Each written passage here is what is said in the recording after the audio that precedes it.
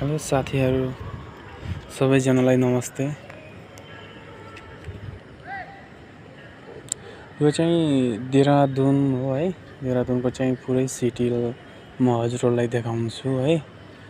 पुरै सिटी छ हैन। यताउता वरिपरि चाहिँ पुरै डाँडाले घेरिएको छ के। वरिपरि काठमाडौँ जस्तै छ के सायद हैन। वरिपरि डाँडाले घेरिएको, बिचमा चाहिँ एकदम समतल के भूभाग एकदम दामी छ के। अब यस्तो हेर हैन, आकाशमा उता चिल पनि घुमेको छ हैन।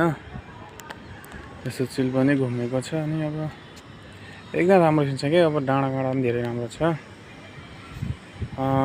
हामी चाहिँ माथि डाँडामा छु के अहिले चाहिँ हैन। यो माथि डाँडामा छ हैन। एकदम बवाल छ हैन। यो चाहिँ तल घरहरू देखिँदै रहेछ हैन। माथि आकाशमा पनि बादल हैन, कति कालो कालो बादल, कति हैन, कति राम्रो भयो के है।